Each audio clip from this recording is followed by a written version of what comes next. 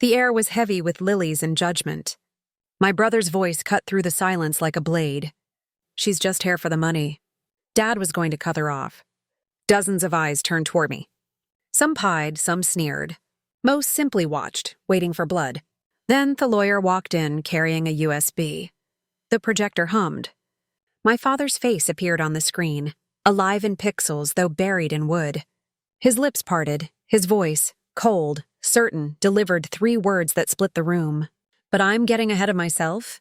My brother Daniel wasn't always a snake. He was once my protector, the boy who held my hand when thunderstorms rattled our windows. But time corrodes love. And money. Money sharpens envy into a weapon. When Dad's illness worsened, I moved into his house. I made his soup, measured his pills, sat with him through nights when he couldn't breathe. Daniel visited once a week when he could fit it between golf and women who never stayed. Dad noticed. He always noticed. It began with whispers. A missing document here, a strange bank transaction there. Dad's checkbook showed withdrawals he hadn't signed. Daniel's smile grew tighter, his eyes sharper. Then I found the message. His email left open on the family computer. A note to a lawyer. Drafted but not sent. We need to ensure she gets nothing. She's manipulating Dad. The betrayal didn't burn. It froze me. Who wasn't just stealing money. He was stealing me, my worth, my years, my place as Dad's daughter. I didn't confront him, not yet. I learned to play silent. Dad was weak, but his mind was sharp. One evening, while feeding him broth, I told him everything. He didn't flinch. He only asked for my phone. Record me, he whispered. That night he spoke into the lens, his voice cracked, but unwavering. He told the truth. Every sacrifice I'd made, every theft Daniel committed.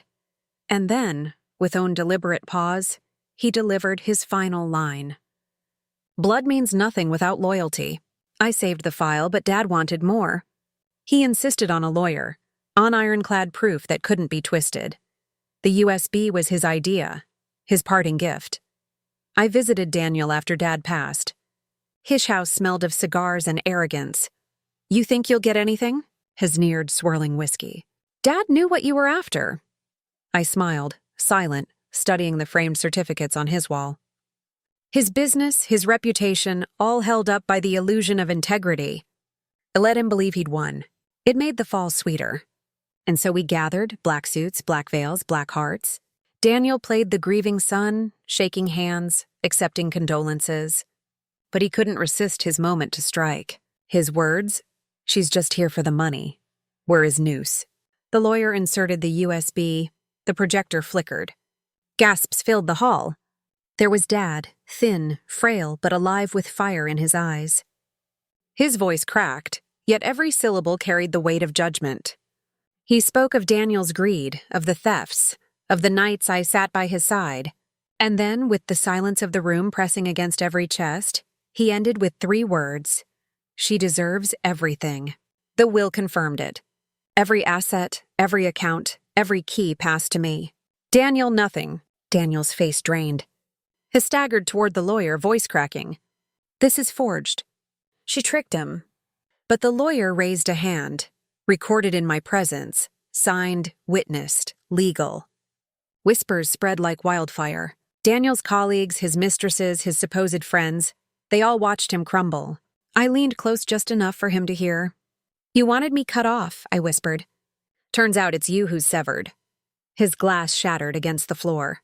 He stormed out, but not before everyone saw the truth painted across his face. That night I sat alone in Dad's study, the USB in my palm. Revenge wasn't loud. It wasn't violent. It was silence. It was watching my brother's empire unravel without lifting a hand. Within weeks, investors pulled from his business. His mistress sold his secrets to thetabloids. His friends turned into vultures, circling the carcass of his pride. I didn't push. I didn't need to. Dad had already set the dominoes in place. I just let them fall. Now I stand in a house that is mine, looking at the photo of Dad in younger days. He's smiling, holding both our hands. A father believing his children would stand side by side. He was wrong about Daniel, but he wasn't wrong about me. I didn't need to scream my innocence. I didn't need to beg for my place. I just needed patience. Because betrayal isn't punished by fury, it's punished by truth. And Daniel finally knows the cost of losing both.